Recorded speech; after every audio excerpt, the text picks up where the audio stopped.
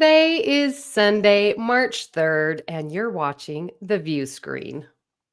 The Viewscreen is your weekly Star Trek magazine show, streaming live to YouTube, Twitter, and Facebook with guests, features, and a lot of love for our Star Trek family. Now, if you're not able to watch us live, please catch us up on YouTube to replay, or you can listen to the audio version on podcast, and it's found everywhere on every podcast platform. We really appreciate all of your support, so I would like to remind you of the 287th rule of acquisition: subscribers equals profit. So please make sure you go ahead and hit the like and subscribe button to make sure you never miss an episode of the Viewscreen. And that's right. Our goal is to get 100 subscribers by episode 10. Now, as of today, we've got 61. We're moving up. So let's just I know, I'm so excited. So, and a very warm welcome to our viewers out there who are commenting already in the chat saying hello. Hi, Ria. Oh, look, and Rashid again. Well, here we are. We've had a week away from the Viewscreen. It's great to be back. How are you feeling?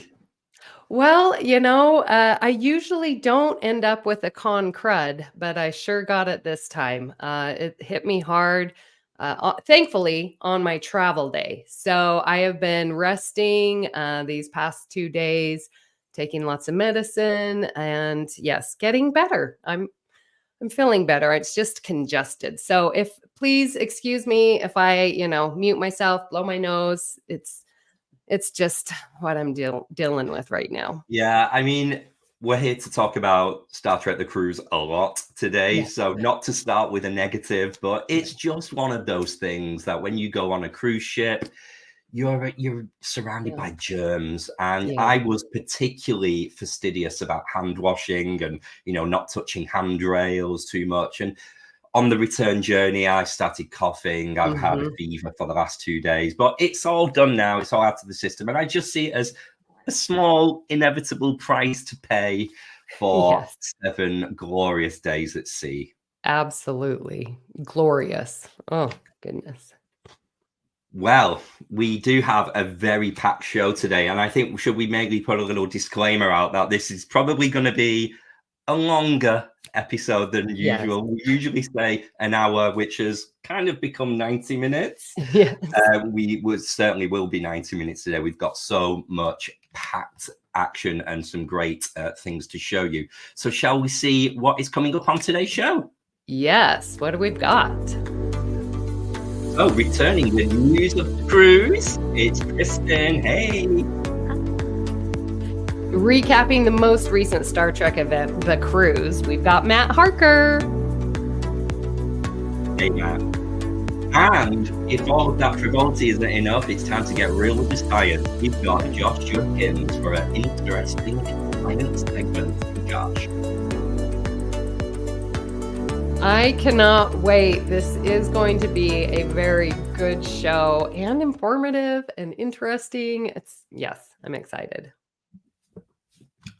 Well, let's get right on into it with our news. Let's bring in Kristin. Hello, my dear. Hello. Well, what is going on in the world of Star Trek this week? There's always something going on in the world of Star Trek, whether it's new or whether it's revisiting the gloriousness of its past. So we'll jump straight into it. We've got a couple birthdays today. Yay. So happy 25th birthday to Course Oblivion. So this is one of those episodes where when the end hits and you're going, wait, what the crap did I just watch? I think this is one where I immediately rewatched the first time to be like, what is going on here? What just happened? So this has always been one of my favorites. I think it's a real turning point, but also from a perspective of someone who had a bit of an unconventional wedding herself, I love that B'Elanna went with she didn't wear a fancy dress. She didn't do any of that. It was very straightforward. And I enjoyed that about her. I thought her her take on that was great, and I've always loved her as a character. Hi, Rashid.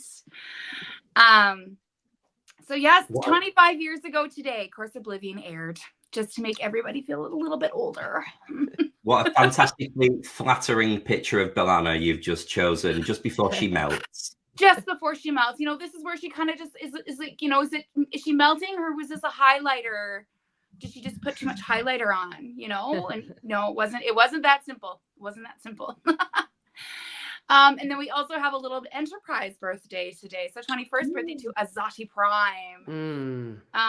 So, you know, I'm not as familiar with Enterprise as I am with other series, mainly because I know how it ends, and the finale of Enterprise threw me into an anxiety attack that literally lasted 3 hours. So I tread carefully. But I love this episode, Kristin. I'm glad you brought it up. I love Enterprise so much, and this was in the season-long Xindi arc, season 3. This was a really good, almost 2-parter mid-season. Really set us up towards the character to the end, and great performances from Jolene with her kind of drug withdrawal, where she's trying to get to the Trillium D. Love it. Yeah, I agree. Yeah. So, and then we have, unfortunately, an in memoriam that hurts probably more than the other ones. I know I've done a couple. I know Christus has done one, and I don't want to minimize theirs, but you know, when you see somebody this young who, you know, has left us, and how he fought ALS was just such an amazing testament to the strength of the human spirit. But what really gets me is that who he's left behind, and who was left behind to mourn him in terms of his family, his wife, his kid. That is, I think, the saddest thing, especially once we start to get older as well. And, you know, when we were kids, remember thinking like, oh, 30 is so old. And now I look back and I'm like, 30 would be nice again. So to see somebody at 49 pass, I mean, he had so much life left. He had so much skill and art left to give. And the injustice of losing him at this age is, I think that was the hardest thing at the rave. It was so funny. I'm like, I'd had some spirits. I'm in my pirate costume dancing at this rave, bawling my eyes out with like hundreds of people surrounding me. And I couldn't help myself. The emotion was so palpable. Everything was just so, I think everybody, and having the cast up on the stage who knew him and who loved him, you know, Mary Chieffo particularly, talking about her times filming with him, I think was just, it was hard not to just be swept up in the devastation of this loss. So the rave hit quite differently for me, because I was at the previous rave 2 years ago on the very same ship where Ken was clearly present at that rave. And just the kind of the way it bookended, you know, the tribute to Ken, it was really beautiful, and some kind of silliness in the symbolic, the way we all did the Klingon roar to welcome him to Sto-Vo-Kor. You know, it's so beautiful. It really touching, you know, even if you are top to toe in green body paint at the time. Yeah, what I loved most about him is his wicked sense of humor. And I don't have a sense of humor. So to hear him so quick, and just unbelievable how he was able to emote such love and humor, you know, while he's going through, you know, suffering with ALS. So just superhuman. And then to hear everyone talk about him, you know, his coworker, his actors, and like just what the praise that they give him is he was an exceptional human being. He was just a lovely, lovely man. And and it was so funny because the next day, obviously, everyone kind of knew that poor Justin, he couldn't really be out in the sun a lot. So I come back to the cabin after a day at the pool, and he's like, I was watching Grey's Anatomy. He's like, you'll never guess who showed up in an episode. And it was Kenneth Mitchell. Oh my gosh. Showed up in the next episode that he watched. Wow. And I thought that was pretty funny that completely different genre, No connection whatsoever, but there he was. Mm-hmm. Yeah.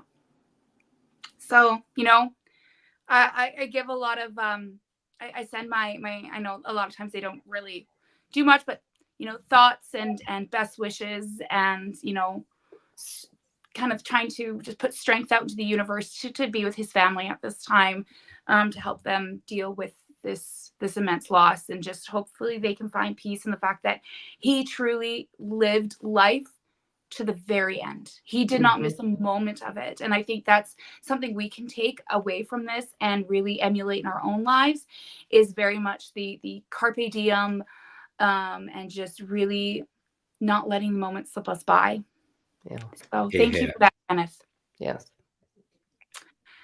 Okay, next we've got, why not talk about the next cruise? I know some of us are already jonesing to get back. I know for me, it's snowing here, so I'm over it. I already miss so many people. I miss my naps by the ocean with Christian Carter and all the other joyous events that we had. So let's talk about next year.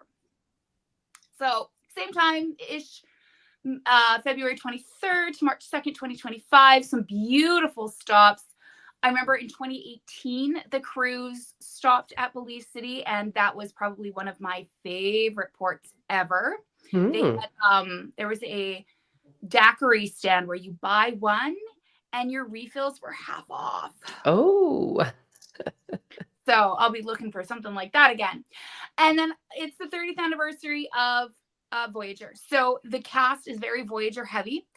Loving the lineup, really crossing fingers, knocking on wood, whatever other little rituals I have, that this isn't going to change too much. I know there are a few people that have been announced that do have a tendency to sort of disappear partway through the year for other things. I get it. Life is busy. We don't know. It's a lot to plan a year in advance. But I'm really hoping we don't lose some of them. So let's flip through and take a peek at who has been announced. So of course, the Queen herself, Kate Mulgrew, has been announced. So very excited for her. John Delancey, Denise Crosby, we've got some mainstays there. Jonathan Del Arco, I'm very excited for that. That's a really cool addition. And then Robert O'Reilly, I got to dance with him one time at, he was hosting a karaoke night, and I got to go dance with him. That was fun. Then we've got our very Voyager heavy lineup here. So pretty much everybody. Very excited for Jerry Ryan. You know, a lot of this will hinge on development of shows, though, right? I mean, if certain shows get greenlit along the year, I'm not going to be mad that they're canceled. I'll be disappointed, but not mad because I know that means new shows are coming out. So, yay. And then we have the next slide has Robin Curtis. This was somebody I was not expecting whatsoever, but come on, Saavik, let's go. And then J.G. Hertzler is another. I mean, I've always been a huge fan of the Klingons. I've always been very Klingon heavy in my rewatches. So I love that they're having two epic Klingons on this one. And then wrapping it up, we have Tim Russ, which will be amazing. We've got a good Enterprise lineup. We've got Strange New Worlds and Discovery all coming in. So, you know, obviously I haven't been on every cruise. So has Mary Wiseman ever been on a cruise, or will this be her first? Ooh. We might need the viewers to help us with that one. She's certainly not been on any of the cruises that I've been on in the last 3. I've seen her at other conventions, but never on a cruise. But Linda Park is the standout rarity from this announcement of lineup. I've never known Linda to do many conventions, so that would cool. Be a great autograph, great photo op to get, because she's very rare. Yeah. The last time I saw Tim Russ on the cruise was at the 25th anniversary. That was my very first cruise, and so I have a picture with me and the Voyager crew, but I haven't seen Tim Russ since that 5 years ago. So any sort of Voyager crew photo is going to be like, be prepared to stand in line for hours and for your time in that picture to be 2 seconds. I'm curious, as part of the returning cruisers, what is the photo op that you've been given for free? Is it a Voyager cash shoot? No, it was, well, it was, you could pick between 3 things. So you could pick between Wi-Fi for 2 devices. You could pick a credit on board for like $250. And then I think it said you could pick from 2 or 3 photo ops or autograph ops. But they didn't of your choosing. Of your choosing. They didn't specify one. I know. I thought that was kind of cool because not everybody necessarily wants the big group photos, which they've done the past 2 years with the Crusher family photo and then the DS9. So I think it's nice that if someone wants sort of more of a one-to-one, let's say Kelvin, like you said, the Linda Park, then that's totally their choosing. So I really thought the perks were good. Yeah. Good stuff. Yes. And then the last is just going over the advisors that are going to be on board. So first of all, Michael Westmore. Oh my God. Seriously, on the cruise. This man is elderly. I'm so excited. He's elderly. Did you say he's elderly? I don't think they're going to make him stand up for 5 hours painting on people's trill spots, are they? Good. As long as he doesn't walk towards the edge of the Star Trek squares like Walter did, I'm like, back up. Right? Yeah. It's like, you're gonna fall, sir. Also, Dr. Ray McDonald being back, Dr. Mohammed Noor, and Lolita Fasho. Okay, so Aaron and Lolita are probably the 2 best moderators for panels I have ever experienced. Yes. And I know sometimes panels are very hit and miss, and they're hit and miss depending on who is moderating them. So the Discovery one, which I think it was on one of the last days of the cruise, Aaron did such a good job. It was phenomenal. She kept the conversation going. She had meaningful questions. Interesting. Yeah. It was, I could have sat there and listened to them talk for forever. And then it was the DS9 one in the 2020, what year are we in? 23 cruise. I think it was the Keeping Up with the Kardashian one where she moderated, and it was just joy. The whole panel was just joyous. So I'm really stoked for the whole advisor lineup. These ones also tend not to change as much, right? They're a little bit more steady. So I'm excited to see them come in. And, again, Michael received his Vanguard Award just a few days ago. So that's a big name to have on this cruise. Yeah. So yeah. Wonderful. Good stuff. Now, let's bring in the rest of our guests for today, and we can all share our thoughts on the news there, if we could. So let's welcome in Josh and Matt. So, Matt, have you got anything to say on what Kristin's just dropped there, either the news for next year or any of those other pieces of news? Well, with the news for next year, I mean, once I saw that cast list, and I learned how much of our collective was rebooking, I went ahead and rebooked on the spot with less than an hour to go before they closed the booking.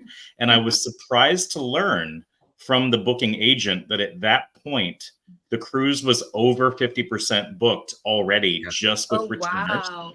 And I think the only room choices that were left were the complete interior rooms, the promenade facing rooms, I think, and then some of the very high-end options. Everything the $12,000 suites. Right. Everything else in the middle was taken. Yeah. So, yeah. What about yourself, Josh? What do you think of all that? Yeah, I guess it really hit me when the last night the variety show and they had that like in memoriam that Chase did. She did a little video of the week and called out Kenneth Mitchell. Of course, that affected us all at the rave. I also took me a few minutes to like stop crying and like get back to like the connection and dancing mode. But then also there's some other cruisers that we lost, like Francis. Anyone who's gone on the cruise for years knows that Francis was a staple there. He died suddenly. There was another gentleman, I don't know, I think his name was David. didn't really know him personally, but then another person that we had known from years ago from our first, I think, cruise was this guy Josh Davis, who died suddenly last week as well. So that kind of like, I'm not saying I'm grieving because I don't know these people that super well, but it's like it really makes you pause and think, gosh, I really knew I interacted with these people, like we danced together, we had drinks together, and now they're gone. So as you said already, Kristin, just living every moment to the fullest. And I think Star Trek Cruise is really all about that. Like I think we get that little bit of that malaise in the last day because we're so sad to leave each other. And I'm not going next year because I have other trips I need to do.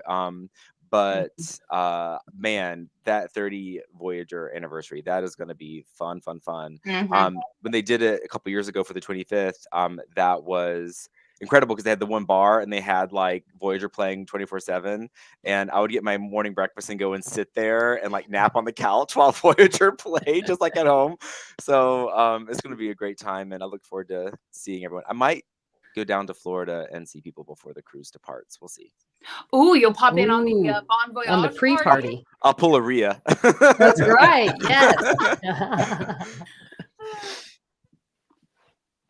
Very good. Awesome. All right. Well, thank you, Kristin, so much for bringing us the news. Oh my gosh. Looking forward to that.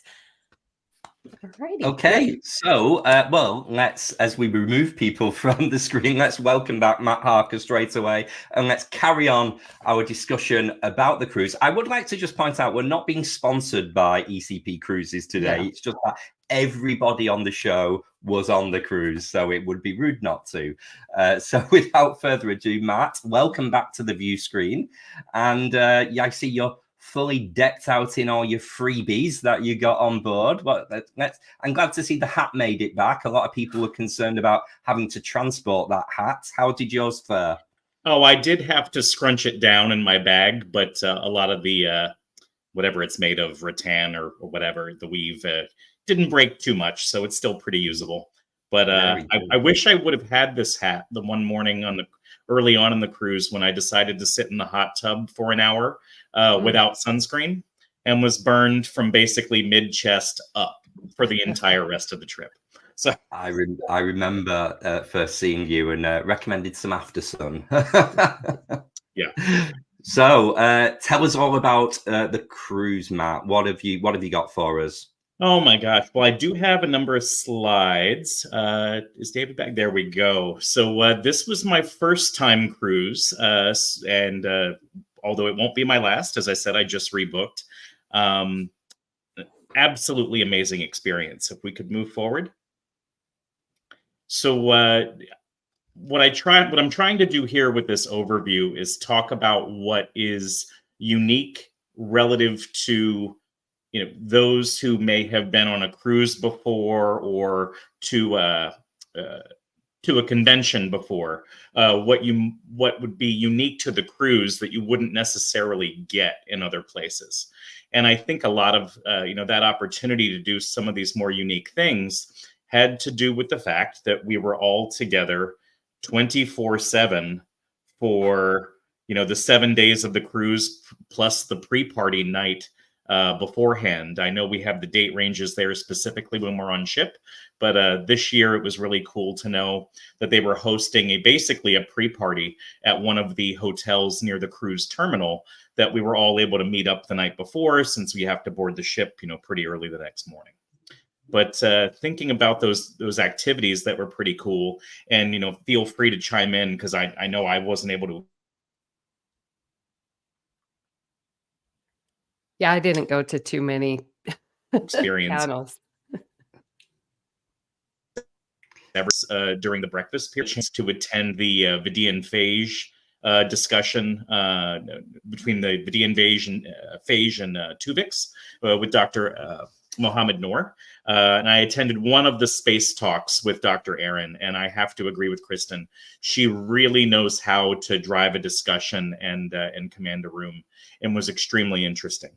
I believe there was a book club on board with some of the authors. I think was it Ron Perlman? Yes. Rob Perlman, yeah. Rob Perlman, excuse me. Yeah. So there was crafting. I didn't get a chance to see any of that at all, but I do know a few people who spent quite a bit of time and effort developing, crafts to basically trade and swap with others. I know Bob had made hundreds and hundreds of badges, it seemed, from the look of the pile. Bob, who was a part of our group, and even 3D printed bars of Latinum. And I can't remember if he actually managed to get one to Armin Shimmerman, one of those bars. And while we're talking crafted merch as well, Matt, we must give a special shout out to JJ, who produced all of the Rainbow Deltas, which were so immensely popular on the ship that even the crew on board were putting messages on the Facebook group saying, who's giving these away? We really want them. And these are just the people who don't even have anything to do with Star Trek. They just thought they looked pretty amazing. So well done, JJ. Yeah, absolutely. I mean, there was just a lot of open-hearted goodness on the boat, in terms of what people were willing to freely give of themselves. I think I even have a couple of the little mini tribbles that were handed out during the costume nights. Yeah. What was also pretty cool about the cruise, before we even get to the panels or anything like that, were the various actor away missions. And I only managed to attend one of these, but how often do you get a chance to hear Armin Shimmerman speak and discuss Shakespeare, or do a wine tasting or a tequila tasting with a Star Trek actor like Picardo or Denise and Nana? I know that the Ask Mama Nana segment is, from what I understand, is fairly standard, something that she does every so often, but something that you'll probably never see in person, but you might catch it on Instagram, was a live Dungeons and Dragons game hosted by Todd Stashwick. I think it was also attended by, Dr. Aaron, Anthony Rapp, and oh my goodness, I'm forgetting who Michelle else. Hurd. Yes, Michelle Hurd. That was a lot of fun. Yeah. I think Will Wheaton was there as well.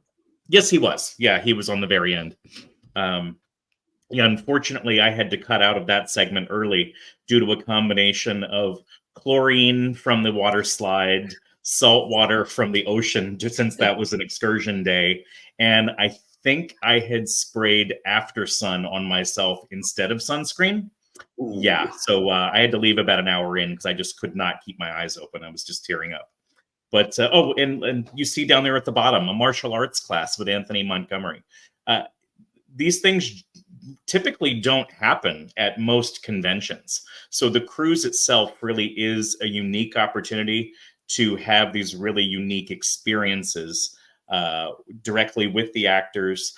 And, you'll pass them on the promenade, see them having a coffee, in the stairwells, in the elevators. There's just all these opportunities to have casual interactions with the actors from all the series. And we can go forward. Here's just a couple of examples of sushi making with Sonequa, and go ahead. And this is a shot that someone took from the Craps tournament that Garrett Wang did. So just a little sampling there. You can go ahead.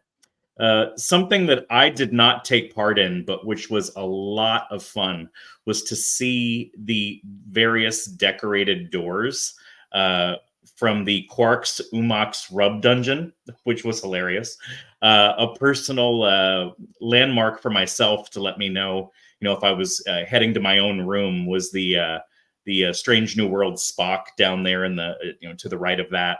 You can see a shot of how they did up the elevators, turn them into turbo lifts with a Star Trek signage.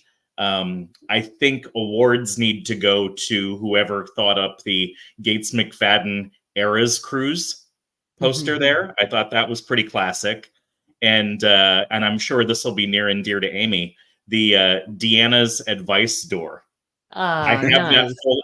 Amy, you have to read that picture up close. I'll send it to you. It's okay. Hilarious.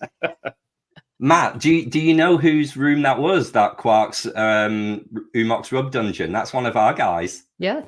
Was it? It was Matthew Dempsey and Captain Jeremiah's room. Yes. Why am I not surprised? I think next year I will plan on decorating a door. Looked like a lot of fun. We can go ahead. We just stuck a hog on ours and hoped for the best. There you go. But as we were leaving port, a standard part of the cruise, as I've come to learn, is just where all the actors are introduced. And this is just, by all means, not a complete list, but you can see the gay icon, John Billingsley, holding up his fan. Let's see, there's Sonequa and Doug and Todd. I've got Gates. I believe that's David Ajala, who's bent over there. John Delancey, Nana, Will Wheaton, and Michelle Hurd and Tawny Newsome. I managed to be just off stage to be able to get those shots as we were leaving port, which was a lot of fun. And we can go ahead. This moment was our first group effort on the boat, where, as you can see, pretty much all of us are in Star Trek crop tops that I believe we all made ourselves, using the nearest pair of scissors and matching Speedos, which obviously isn't for everyone, but it was made for a really fun way to kick off an amazing week. Go ahead. You can see here is an overview of the various theme nights. We started off with, I believe it was the Gorns rap party. Then it was Salute to Sci-Fi. I might goof up some of the sequence here. Was it then the Masquerade? Yep. Risa, Holodeck, and then the mutiny on the Holodeck, as Kristin said, coincided with the same day that we found out about the passing of Ken Mitchell. And at the end of that evening, I don't recall what the original entertainment was, but they did a switcheroo and did the House of Core rave in honor of Ken. And then everything culminated with the Q's costume party, which was one of my personal favorites, which you'll see here in just a little bit. You can go ahead. So with Gorn's rap party, we chose to primarily make this a scant night, the TNG season 1 uniforms for the most of us. But I have to say that, we choose to invest in uniforms, but you don't have to, as Kristin can attest, since she and Christian, I don't recall how inexpensive those shimmering sheets were to reenact Deanna and Luoxana, but I believe it was an extremely affordable costume, which was a huge hit. I'm sure that wig didn't come cheap that Christian was wearing. We can go forward.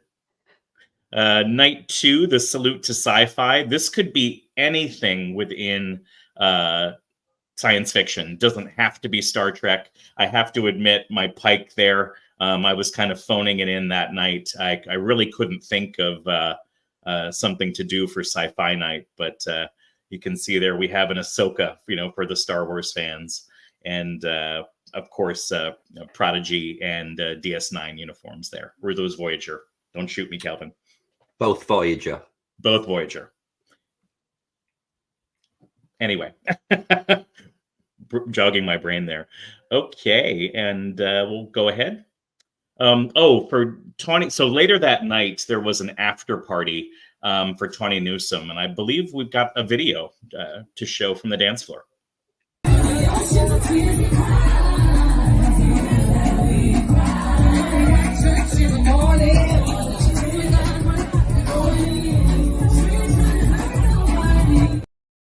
So Tawny, what she had decided to do for that party, since it was her birthday, was just have them play the entire Beyonce Renaissance album cover to cover and then move into hits after that. And I'm trying to think who else was on the dance floor. It was certainly Eugene Cordero. And was it David Ajala? David Ajala came out. And Anthony Montgomery as well. Oh, that's right. Show up too. That was so much fun. Yeah. And I think I like to take responsibility and credit for this happening, because this was my main piece of feedback from last year's cruise, because she did this on the final night, and I said that really made the cruise. And the fact they brought it back as a main event, and it happened to be on her birthday, was it was so good. I'm so glad they brought it back. I definitely agree, and thank you, Kelvin. That was a really great way to get all my fault. Yeah, of course. We can go forward. Some shots here from the third night, the Masquerade Formal. Oh, everyone looks so good. We really pulled out all the stops on this one. I especially like the Morn there in the middle bottom. And let's see. Yeah, there's Rhea and Kristin. I see Kelvin there and Amy. I'm there on the right-hand side as my version of Control. That's right. We can go ahead with this. Go next slide, please. Return to Risa. So this night must have been a night when I had probably had a few too many cocktails. I swear I took lots of photos from this. This is part of my outfit from that night, where I was trying to pull off kind of a gender bent Loaxana Troy from or older Betazoid from Lower Decks. And my yard glass is here somewhere. But this night was a lot of fun to do a party outdoors. You can see there someone dressed up as a Horgon. This was an absolute blast. I don't know if anyone else has anything to add about the Risa night. You know what I enjoyed about this being, we went to the southern part of the Caribbean, so the weather was just beautiful. So we didn't have that last year. Yeah, and there was definitely no synthahol on board. Okay, let's go ahead. The mutiny on the holodeck, as I mentioned, this was the evening of the day that we found out about Ken's passing. But it was great to see. Of course, we have our Orions. There's Kelvin there in the green. I'm up there in the upper right. There's Christian and Kristin and Alex. You can see where they photoshopped Nana's head on the pirate there. I thought that was a cute touch to display that in the promenade. And of course, the Dr. Ta'ana, where I ended up speaking to the person in that costume, and apparently they had that head driven to the port. Wow! Because he obviously couldn't, put it on a plane. Yeah, pretty amazing. Oh, wow. But a great costume. And I think next I've got some photos from the rave. Yeah, this was just amazing. And I know we talked about that a few minutes ago, but the only thing I'd like to add, in addition to having all the actors present, and I'm just curious for those of you that were there 2 years ago, I think I remember seeing photos on screen where Ken, he'd already started to lose some of his mobility. I believe he let himself be crowd surfed. He did. Which we were there. Which just knowing that, like, it's really hard to stay composed, because if you think about it, he trusted those that were there to, not drop him, basically. And to me, that energy, I felt that when I saw that photo, I felt that energy in that room that night. It was really a beautiful experience that was just a heck of a lot of fun. Allowed people, I think, to dance out a lot of their grief over his passing. And to me, doing that for him, and knowing that in the past, with this crowd surfing, it really kind of encapsulated a lot of the spirit of what makes the cruise special, about how we all came together, to care for one another in that really tough moment, while still having a lot of fun. Yeah. And I'd like to kind of give credit to Mary Chifo as well for the words that she said. She very much led this event as being such a close friend of Ken. And we felt very similar last year when the news of Discovery's cancellation dropped while Doug was on the cruise, and everyone was thinking, oh, what a horrible thing to happen while he was in the thick. But for the news of Ken's passing to happen while Mary, and indeed everyone else, was on the cruise, was so tough for everyone to come to terms with. But to do it so publicly and in such a celebratory way, and pay such tributes to him, like with no time at all to prepare for it. My hat just goes off to them. Agreed. All right, well, we're almost there. We're at night 6 with Q's costume party, and this is where everyone pulled out all the stops with their outfits. Whether you were being a little bit cheeky and being the Enterprise underwear night. I know that the theme for this, for our group, for the most part, was bedroom trek for a lot of the BQN folks that were there.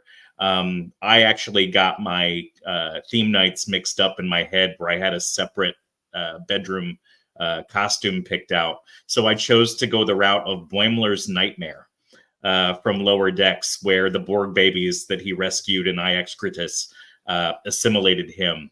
There's an opportunity on the ship to get your makeup professionally done.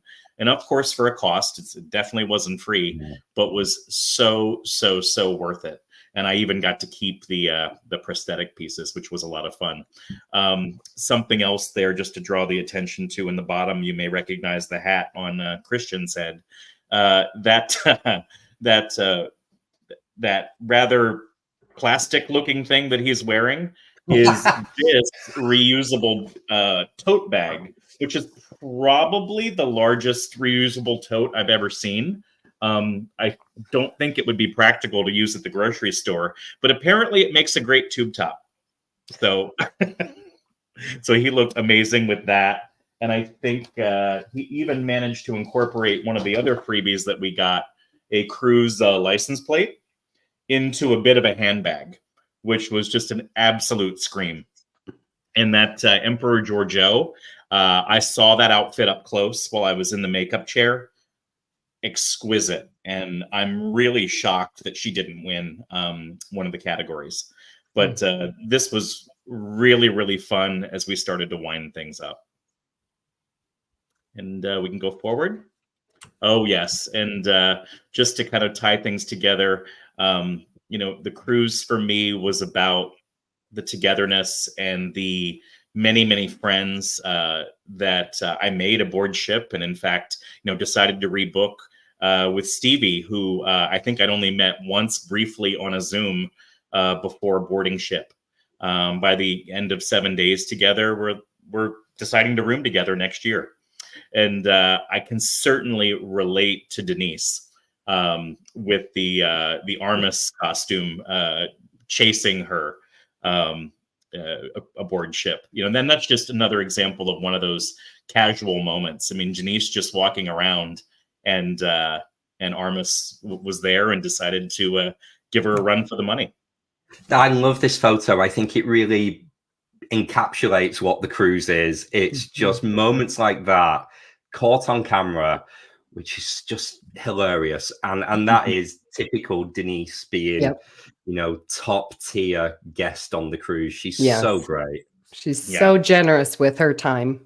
And, I didn't even have a chance to really get into, the great panels. I got to participate in an experience where Gates McFadden did a commentary of the episode Genesis, which I believe was season 7 and the only episode of TNG that she directed, which was really amazing to hear her talk about that, especially, the scene where Worf spits the venom in her face and Gates throws her hands over her face and goes against the wall. That was something that Gates said she did her own stunts. We talked about Hollywood or Star Trek Hollywood Squares with Walter Koenig in the center square. Truly hilarious. Seeing, the final episode of TOS, When Gods Destroy, Kelvin? Whom Gods Destroys, yeah. Whom Gods Destroy. Yes, where they kind of gave that a bit of a Mystery Science Theater treatment between Stashwick, Tawney, who else was there? Billingsley. That was a late night event that was just an absolute hoot and something that you really won't see anywhere else. And go ahead. So we have the video. One? Oh, I have one more wrap-up video that I think we can all relate to for those of us that were aboard ship. No, I have to go. I have to go back. Stay right here. No, you don't understand. Let me go back. Let me go back. That was yes. That was a toss-up between that moment from Generations and really Unimatrix Zero. Yeah. And to go a little deeper, I mean, on the cruise, you drop all pretenses. You're just yourself, sharing a common love and common language of Star Trek that just makes it really, really easy to connect with people. And I can't wait to do it again next year. Well said, Matt. Well said. Well, let's bring in Kristin and Josh to hear their comments on the recap of the cruise. What things is a highlight for you? Kristin? I can't stop laughing. I'm talking with Christian. He's texting me. He's like, remind them it was only $6. So the whole sheet of fabric was $6. So cut in half, each of our costumes was $3 for the green sheet. And then that wig actually had it's its second time on the cruise. It went with Christian when he was on with Jeremy before, and they did the Troy and Beverly workout montage. That's right. So he's gotten his money out of that. So, and then my hair just is free. So it's just there. So all together, that was a very, very inexpensive costume. And it was so funny. We had a couple people come up and be like, I don't understand. Who are you? And Christian just looked at them and said, do you watch the show? I loved how upset he got. So it was perfect. It was perfect. So I think that was one of my highlights. We're talking about STLV this year. And I was like, we're just going to walk around an entire day in those stupid sheets and just see if people get it. Nice. Wonderful. And how about yourself, Josh? What was a highlight for you?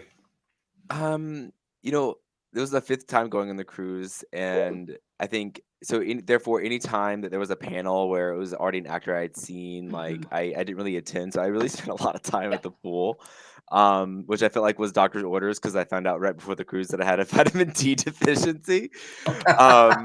So trying to stave off the rickets yet another year. And yeah, it was just wonderful.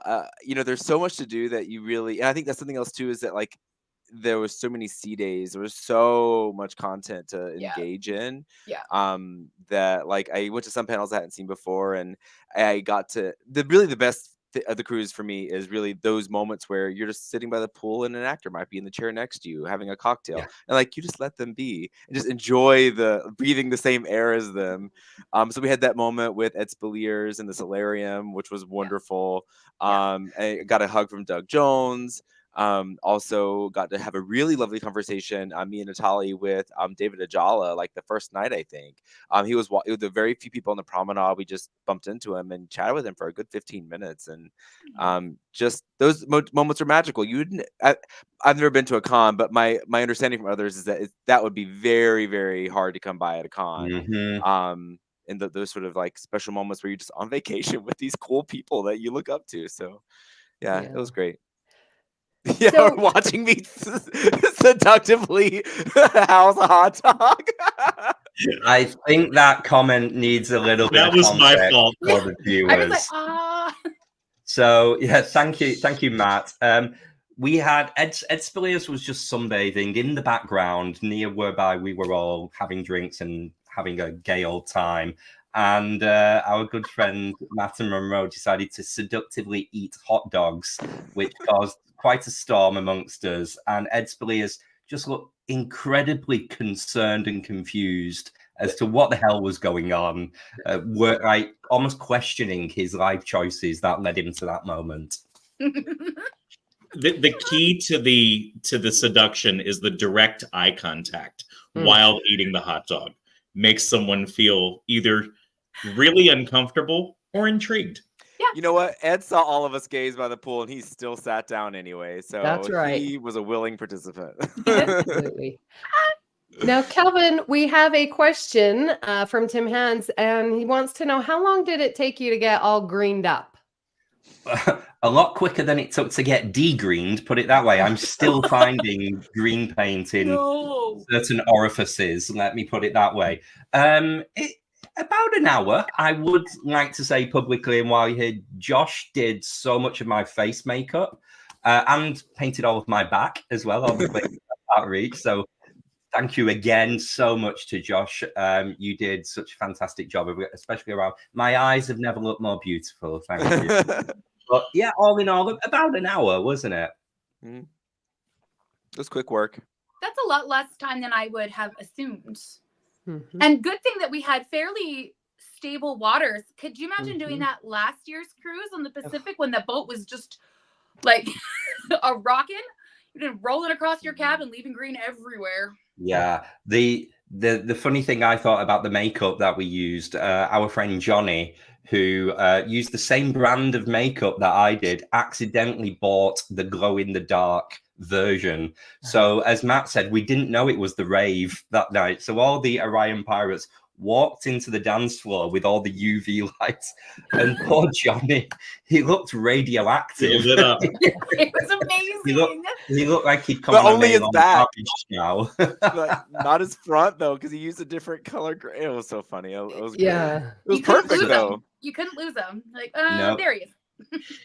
You know, something I would suggest for a future cruise, if you go, is pick one of those makeup moments, you know, to get done up. Although I probably would not pick the troll spots, even though they look simple. Kelvin mentioned it.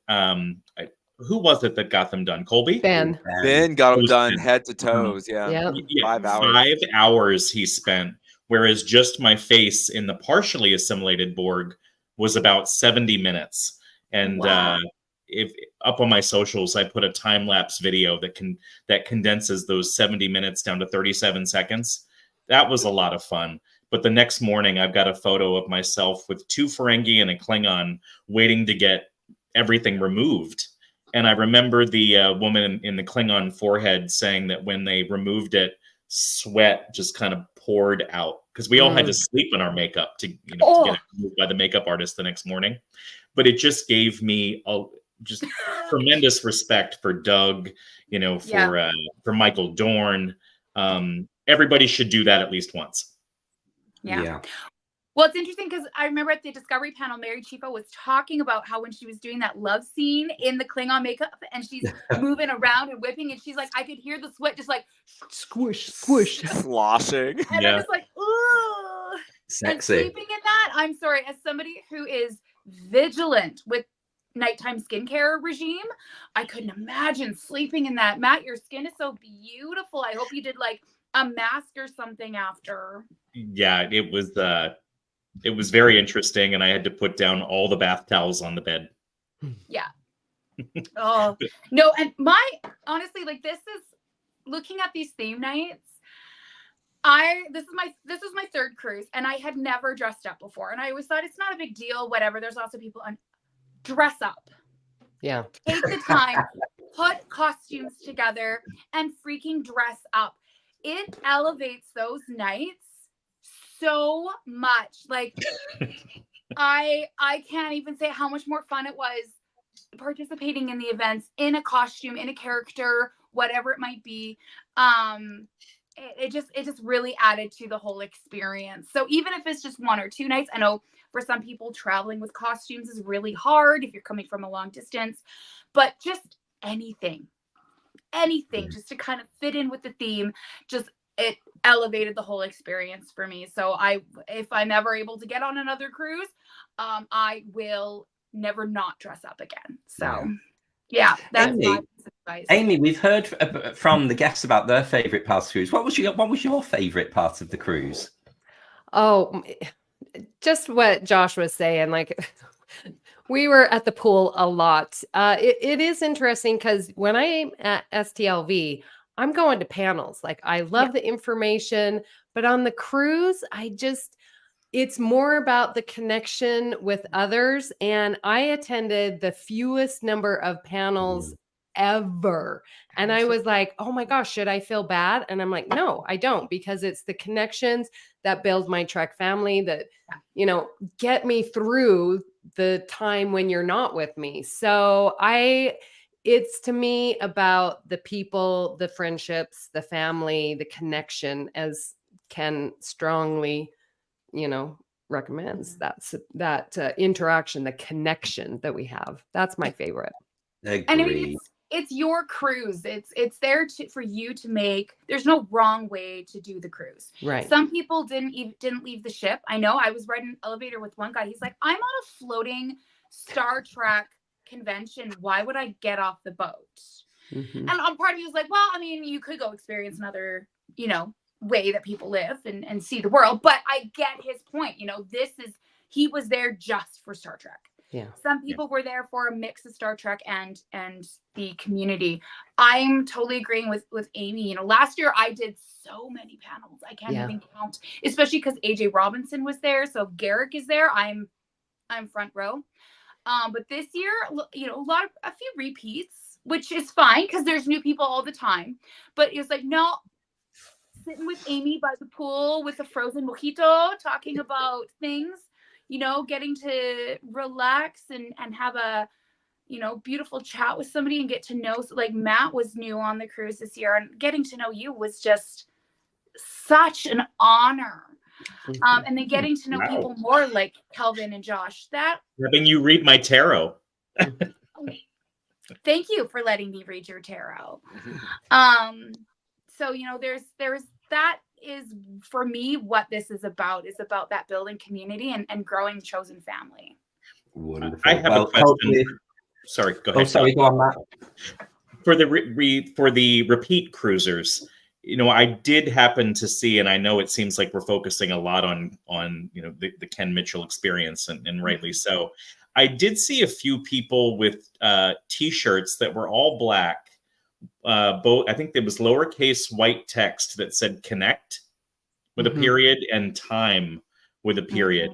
And I would love to get one because I get it now for all the reasons that Amy and Kristin just said. It's about the connection. It's about that Nexus experience for 7 days. You know, that Unimatrix Zero of it all, as I said before. And I would love to get my hands on one of those T-shirts. Yeah. Well, if any of the viewers know where they come from, hopefully there's some kind of charity endorsed things for out there. That would be great. Yeah, it's Kenneth Mitchell. He's got a website where you can get the House of Support. Yeah, he's got all those T-shirts, the Connect and everything. Oh, great. Well, maybe drop that in the comment section below, and then the viewers can go and get it and boost some contributions to the charity. Thank you, everyone. And thank you, Matt, for bringing the delights and the joys of the cruise to all of our viewers here on Viewscreen. We could talk about it all day, quite frankly. We probably will offline, but let's leave it there for now. Thank you so much. And thank you for Kristin and Josh for adding to that also. So we've still got loads coming up on the show. And that's all right after this very short break.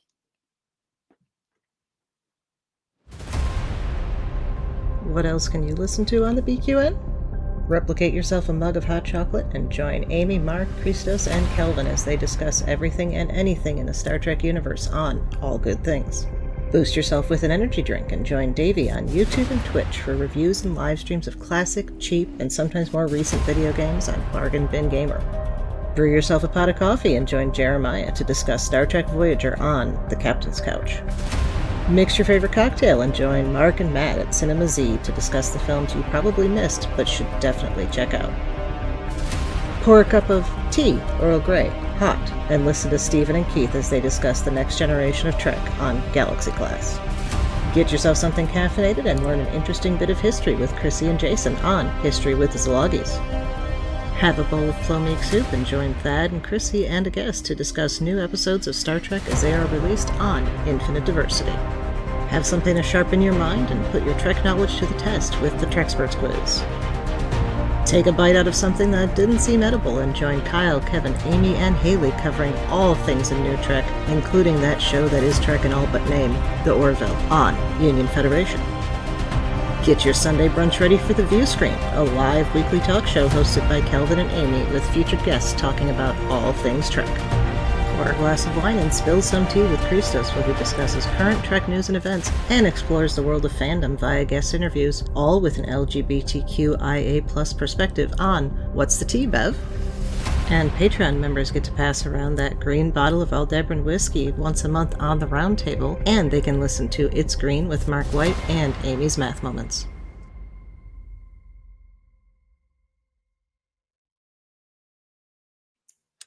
Well, our final segment is going to be more science, and we have Dr. Josh Judkins.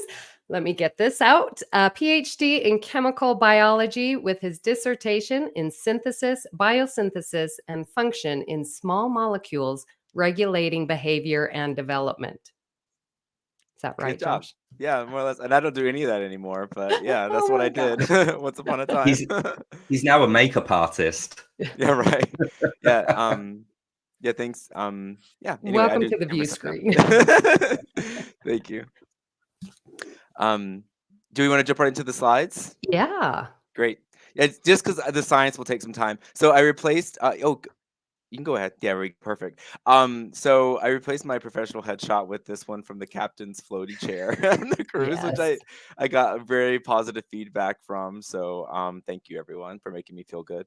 As Amy said, yeah, I did chemical biology in school, and then just like with a lot of people that go to school, you don't end up doing the same thing that you went to school for. So after postdoc, I went to Thermo Fisher Scientific, and I've been there in various technical roles for 8 years now. And most recently, last 2 years, I'm working on my third year now as a cell and gene therapy business development manager.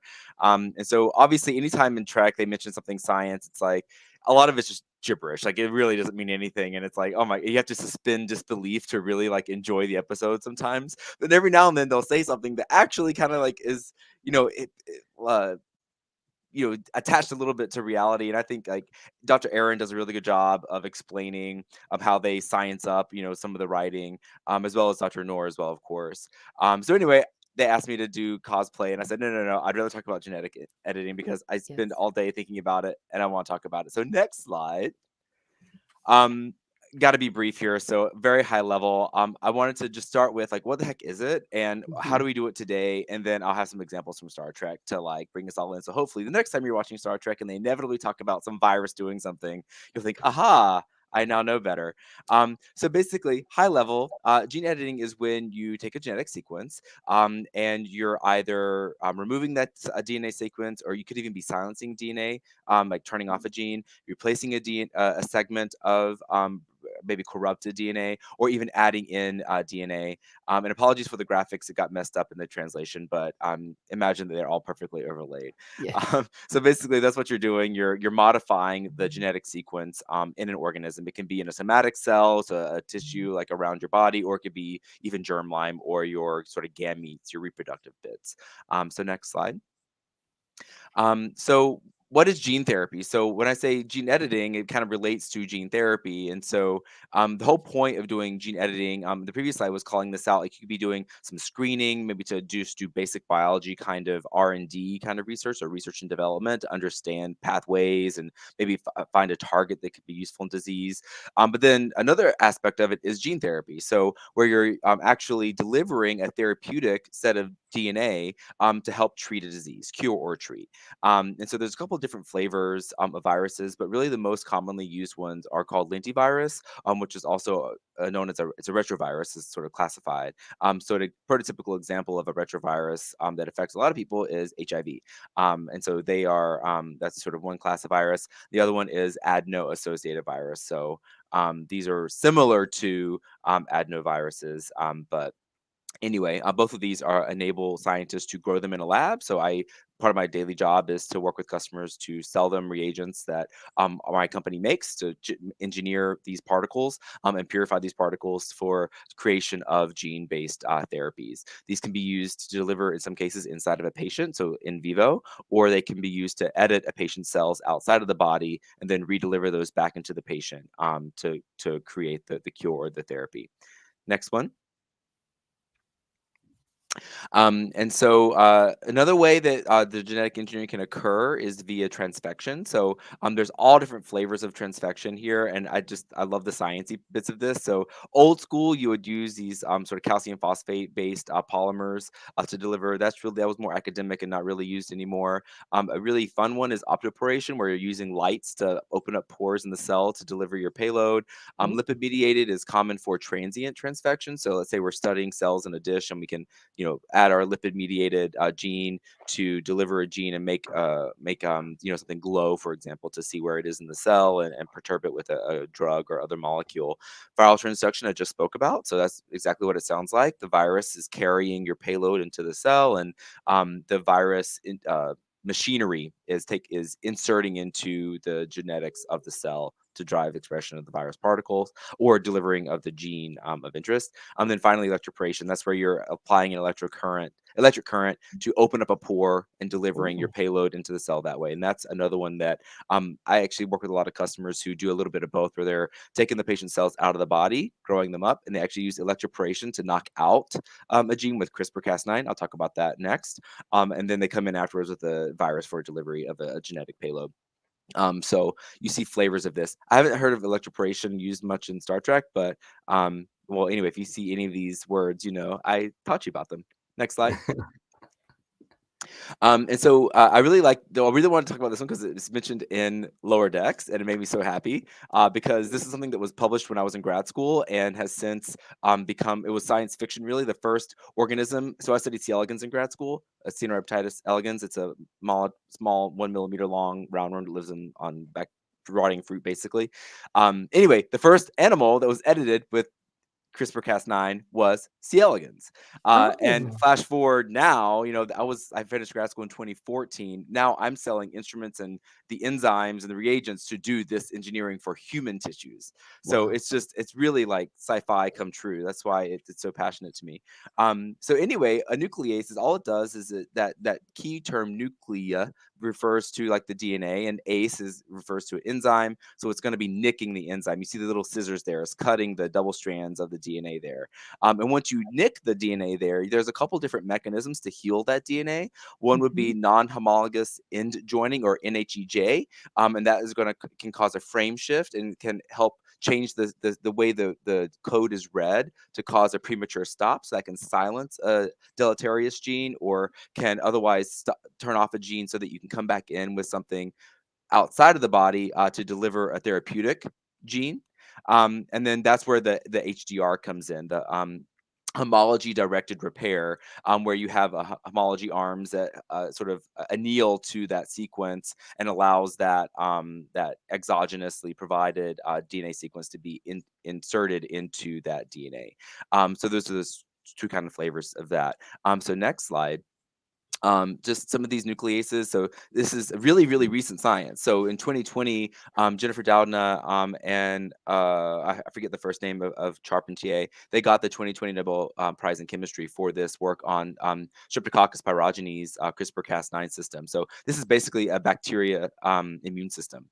And so you have bacteria are constantly being inundated with viruses and all these kinds of things. So basically this CRISPR mechanism, which is clustered, regularly interspersed palindromic repeats. So you have these palindromic repeats that this enzyme is able to recognize and nick DNA, and it's a way for them to heal themselves from basically viral, onslaught or bacterial onslaught. Anyway, you do this engineering with the CRISPR enzyme. We can deliver that enzyme via RNA molecule or just a protein. You have some guide RNAs. Those are the big red boxes there to help deliver the gene. You have donor DNA too. Anyway, and if you don't have a PAM sequence on the left-hand side, you can come in with a Xanthomonas tal. This is more from like plant immune systems. Xanthomonas is also a bacteria.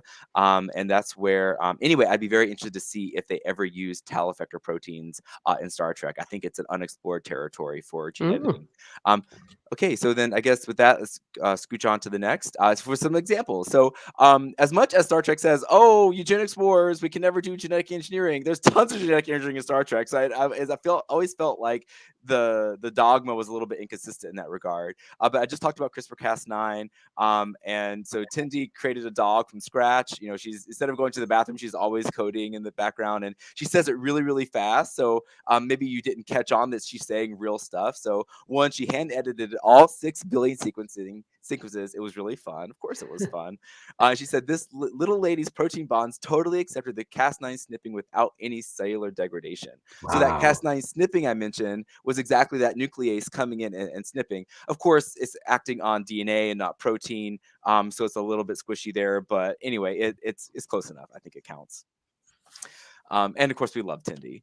And then obviously, this is one that comes to mind in everyone if you talk about anything related to genetic engineering, or the eugenics wars from the original series, Space Seed with Khan first being introduced.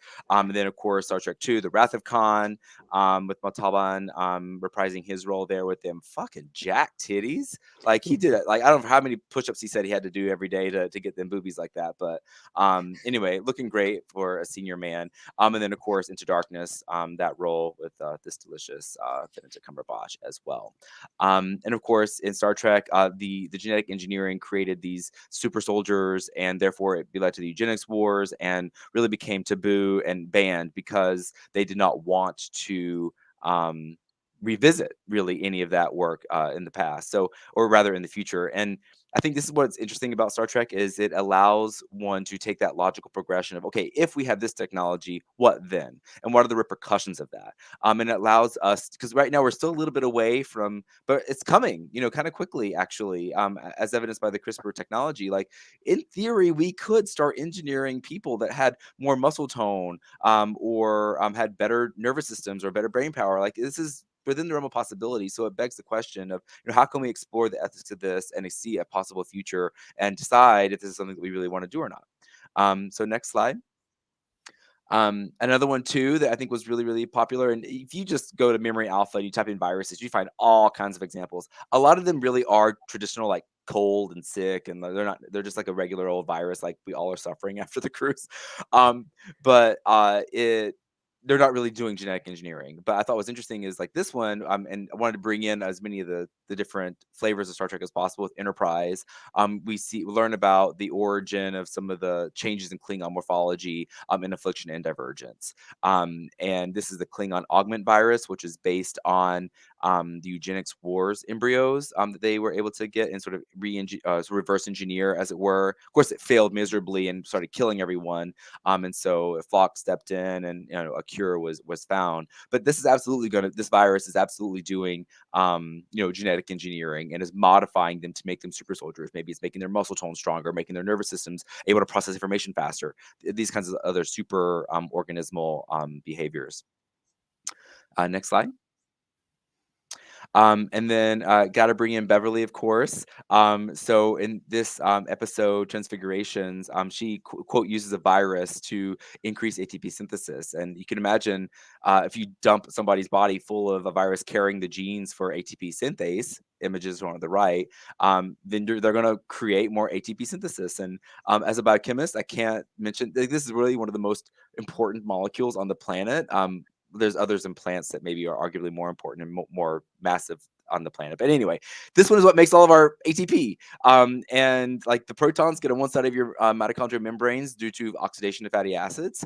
And then that gradient of protons across the membrane is what drives a literal molecular motor. We have little motors that, see how it's shaped like a round motor? It actually turns mechanically, and it's the mechanical force of the alpha and beta subunits coming together that form this high energy phosphate bond between ADP and inorganic phosphate coming together to make adenosine triphosphate. And that, of course, is the quote unquote energy currency of the cell and is used to drive all kinds of molecular processes. So anyway, it's a little bit of education there.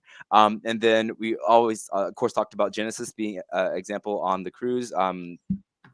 Gates talking about that. That's one that she directed.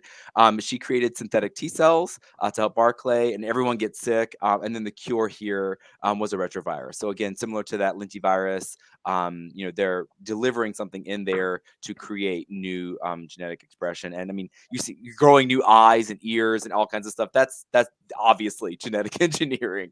And it's so funny too. To me, it's like genetic engineering is so taboo, but unless everyone's sick, then we can totally create a retrovirus, and that's somehow okay. But anyway, next slide. And then, of course, Scientific Method is one of my favorite Voyager episodes because it's the morality of experimenting on a sentient being. But they're turning on and turning off genes. One might argue that's not necessarily genetic engineering, but I figure they're turning on latent genes or expressing genes or turning off genes. And so that would probably involve some sort of genetic engineering. This is one of the most ridiculous models of DNA ever created in the history of the universe. But because DNA absolutely doesn't look like that. And nor would you, like, what is the barcode made of? If those are atoms, individual atoms, like, what's the fucking barcode? But anyway, it doesn't matter. Another another Voyager favorite is Favorite Son. Harry Kim somehow gets this retrovirus into him to add this DNA, and they could just grow DNA in a vat. I don't know why they have to harvest it from men, but it makes a fun, sexy story, anyways. And so anyway, that's another example of a retrovirus. And then, of course, there's all kinds of examples of people that have been the result of genetic engineering. Laan Noonien Singh, of course, and Una Chin Riley, both prominent in Strange New Worlds, and really lovely episodes exploring, their struggle with this identity and what does it mean to them, be existing and being true to themselves while at the same time reckoning with the fact that they have these augmentations. And then, of course, Julian Bashir, one of our favorite space twinks. DS9, he's also a result of genetic modification to making him sort of hyper intelligent, and there's all kinds of exploration of that as well. I think I have one more slide. Yeah, just a summary, basically, just so we can have some more discussion and questions.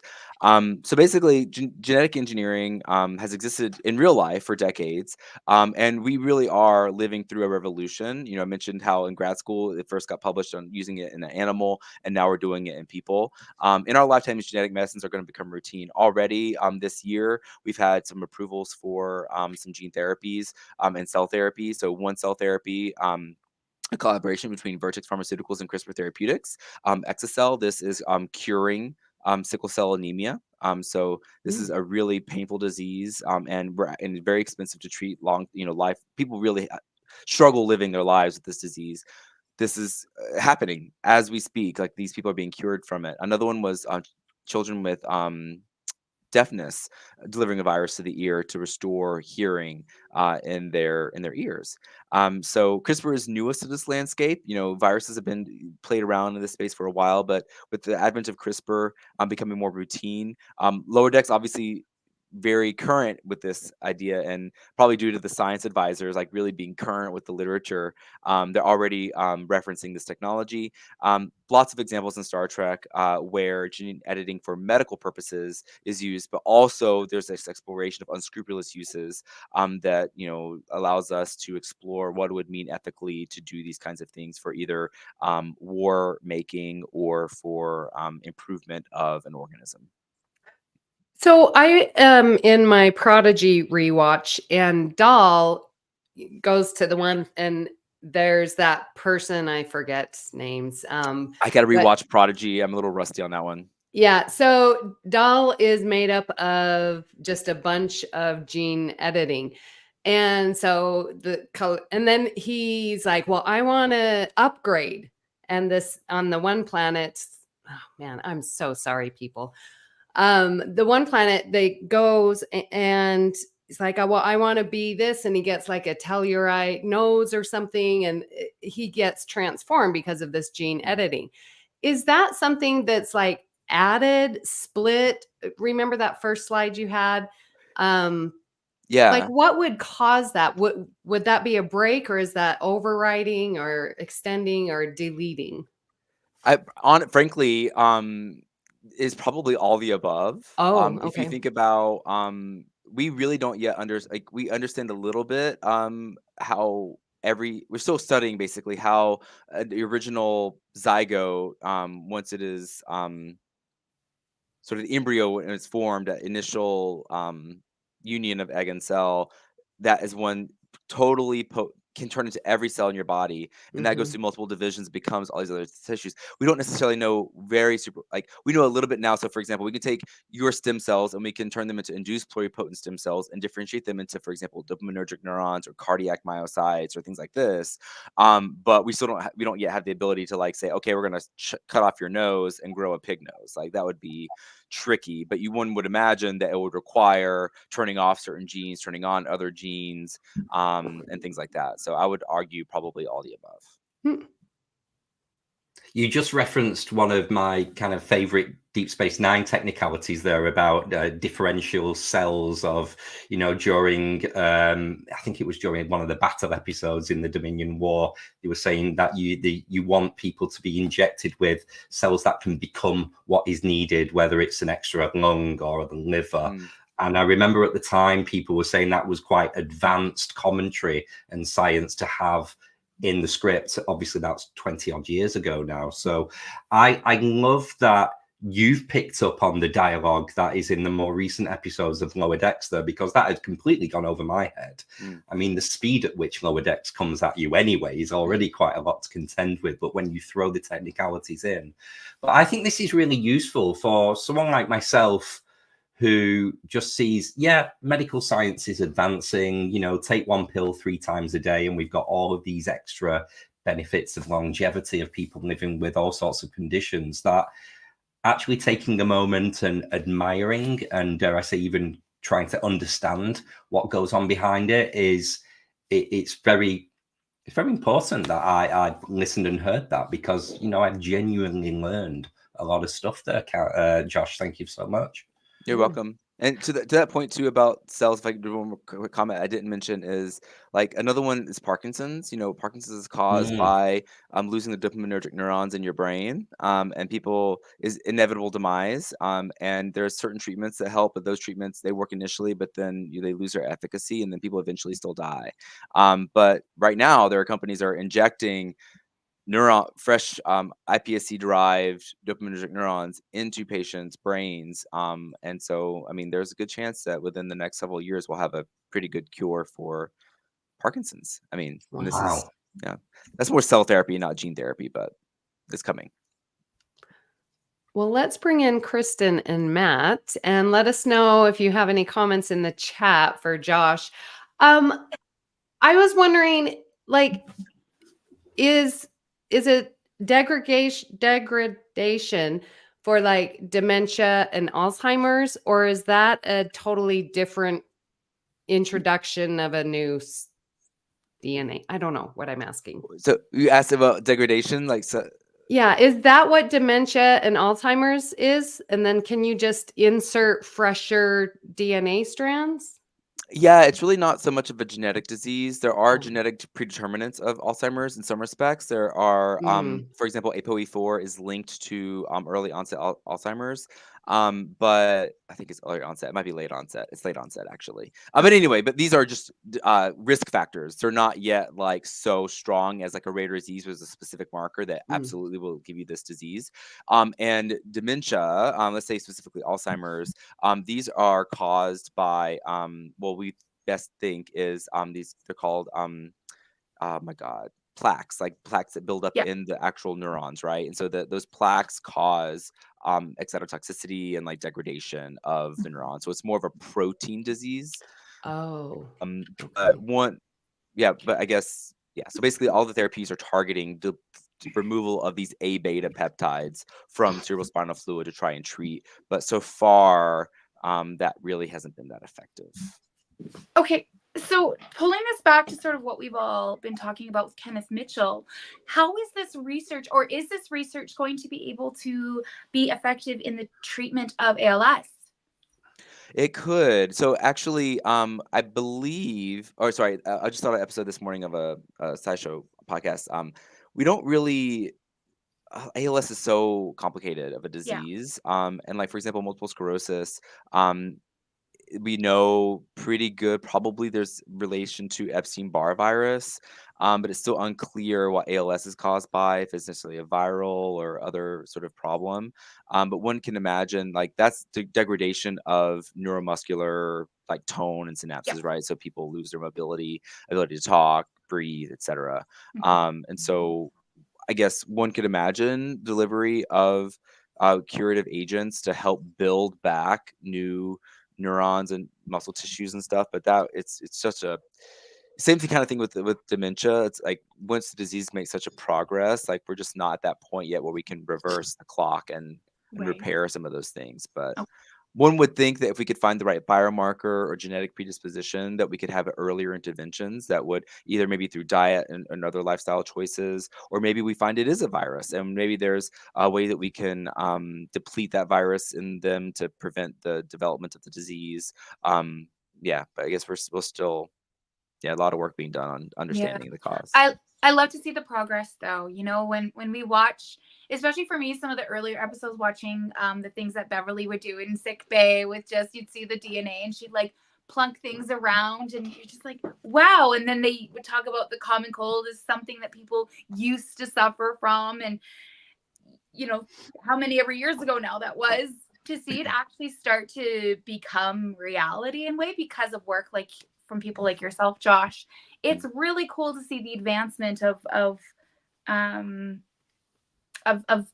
sciences and helping us live these longer lives. And, you know, they say that some people in our age group, in our generation, could live to see early 100 years, no problem. I'm thinking that's fine as long as I have my health in my mind. If I'm if I don't have either of those, what's the point for it? That's just my opinion.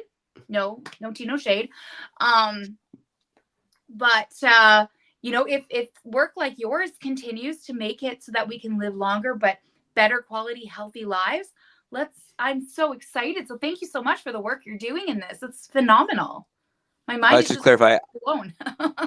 Yeah, I don't do the work. I help. Our mission at Thermo Fisher is to enable our customers to make the world healthier, cleaner, and safer. So I support them in their endeavor. You're part of the matrix. You're part of that. You're part of the work being done now. So don't downplay your role. And I'll answer. Oh, sorry. I was going to say one more comment, and then I can answer Tim's question if that's all right. Yes. Just you asked about going back to ALS real quick, is about 10 to 20% of ALS is caused by a specific genetic mutation of I think it's superoxide dismutase in the brain and the neurons. And so when we have a very specific genetic cause, like that is one type of cause that we could treat in theory with genetic, viral delivery of a curative gene or knocking out that bad gene, adding in a good gene, that kind of thing. But there's still 80% of the causes that we don't know yet. Okay. So anyway, you want to make that little clarification. Then Tim asked if there was a particular episode that got me interested in science to begin with, and how did it influence me? I can't point to one and say, aha, I had this moment as a little baby boy and I decided that I'm going to be a scientist. But I will say, coincidentally, grew up in the South. No, of course, back in the day, we didn't have cable and all that stuff. We just had public television. And late at night when I was bored, no internet, no phones, Voyager would come on UPN 28. And I watched Voyager, and Voyager, of course, is a science vessel with a female captain. And probably in no small part caused me to be gay, because they had this episode where they have the human species at the Borg Queen's like on a pedestal, and he's like in these white briefs, and it's the like sexiest man ever, like slowly rotating. That's probably when I became gay, but maybe later I became a scientist.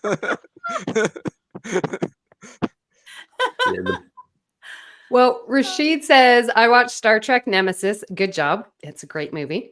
And it's fascinating how a clone was created of Picard, including the disease he had. I love how Dr. Crusher compared the DNA strands.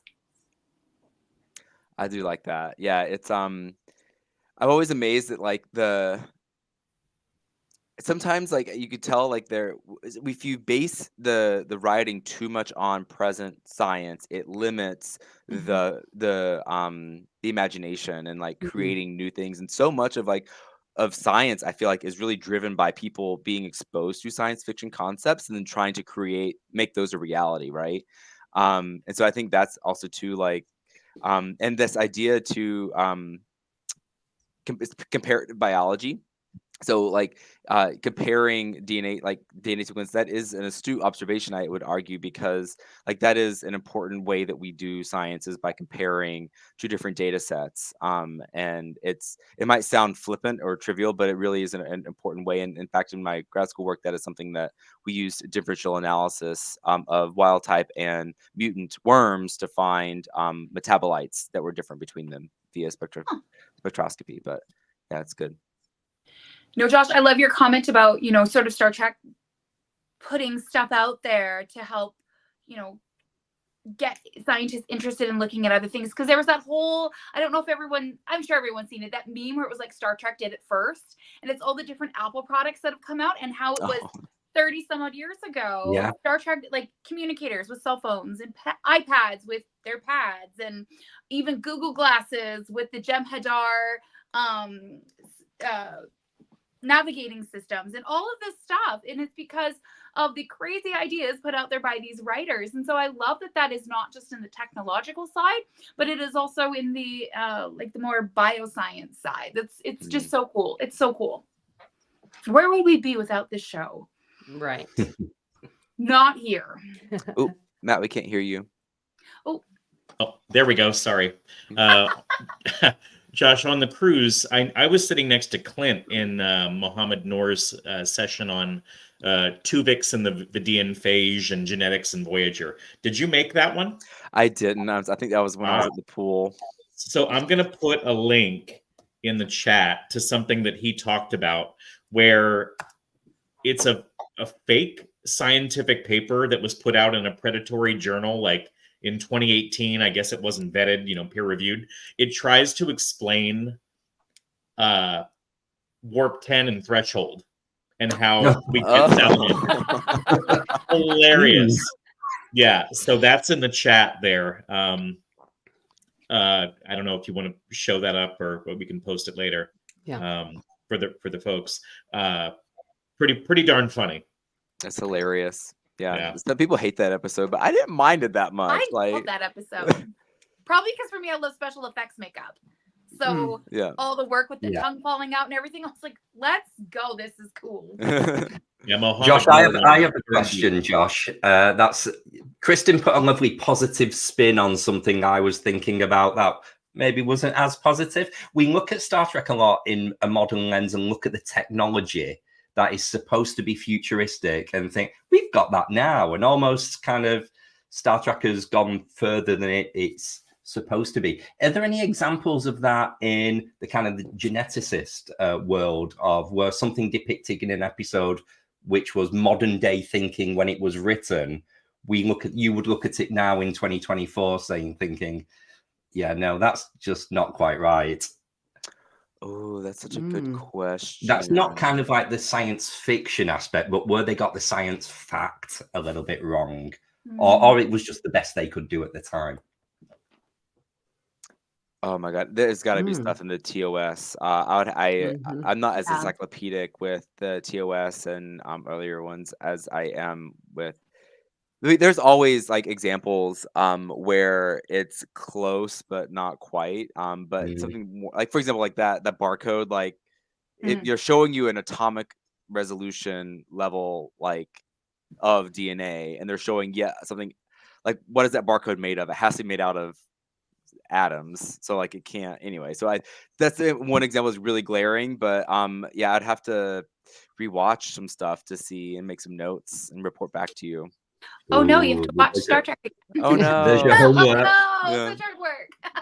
And the newer stuff, like it's like you got people like Dr. Aaron and Dr. Noor, like they're really, I think, doing a good job of getting if you watch any of them the way they talk about it on the cruise, like they're not like necessarily like it's obviously still science fiction, like they're just getting some kind of science that they can append the writing to, but they're still like it's still like a real kind of science, and it's not like that crazy. But I have to go back to the older stuff and see. Matt, I think you're on mute again. Did it again, sorry. I'm sure Dr. Noor might be able to share what he presented on the cruise, which was heavily Voyager focused and on the genetics that was mentioned. I'd love to hear your reaction to what he put out there. Probably I'd love it.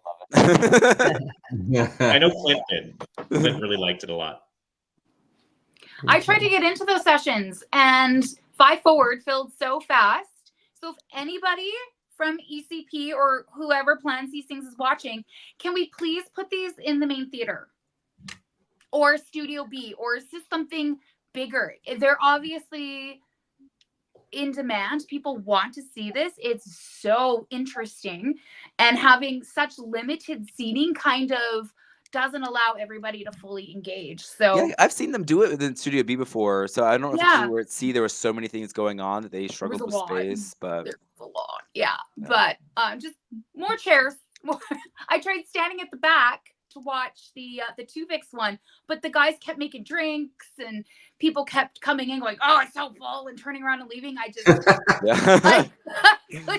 I couldn't pay attention. So I imagine it's a logistical nightmare trying to decide which panels get yeah. in which room and which are going to be the most popular. So we're very much a trial and error. Yeah. Amy, did you have something to add there? No. Oh, sorry. I just saw you came off. I've been laughing to myself quietly. Amy and I have just been juggling our mute on, mute off as we're both coughing our lungs up. Sorry to out us both there, Amy, but I think we've done quite a good job of not coughing up live on air. Yeah. Well, we just want to thank you all for coming on the view screen. Josh, this was incredible. I learned a lot, and you do so well at explaining it at a level where I can maybe grasp and understand. So thank you so much. Where can people find you out there online? Oh, I'm on LinkedIn. That's my professional Josh. Yeah, so Joshua Judkins on LinkedIn. If you Google me, you'll see me in a bow tie. I'm also Joshua Judkins on Instagram, if you want to follow me there. Yeah. And Well, you're you'll in see our me too, BQN Collective Facebook group. Oh, yeah. Facebook is more personal. Instagram is public and for everyone. Okay. Well, thank you, Josh, so much. And Matt, thank you again for coming back and giving us the recap. Where can people find you? You can find me at mhark, HARK 957 on X and Instagram and Facebook, the Federation and BQN Facebook groups, and the Discords for Strange New Pod and the new BQN Discord. That's right. We need to talk about that. Thank you, Matt. And Kristin, where can people find you? I'm on Instagram at kstrats, KSTRATZ. Don't do Twitter or X. I'm on Facebook, Kristin Stratulat, and I'm on Reddit at user Garrick's Fan Club. Oh, nice. Awesome. Thank you. And finally, how about yourself, Amy? Give the viewers a reminder where people can find you online. Oh, well, I'm on Twitter-ish, at Miss Amy Nelson. But yes, we have a Discord now, and I'm trying to learn that and be more active there. So please go to Discord. I don't know how to get there. I will figure it out and put it in the show notes. This is the danger of new systems being launched while we're millions of miles away at sea. Yes. Even we're not on board with it yet, but we will be getting online on Discord for lots more opportunities to chat with you all very soon. Yes. I will be getting back to Union Federation once new Star Trek comes back, Discovery in April. So you can listen to me there. And once we're done with the view screen, we will be getting back to All Good Things. So you can still listen to us. Now, Kelvin, where can people follow you? Because you've got a lot of good stuff going on out on the interwebs. And they're just the cruise photos. You can see all of those photos and more on Twitter and or Instagram at Kelvin's Timeline, or you can just catch up with me on the BQN Collective on Facebook.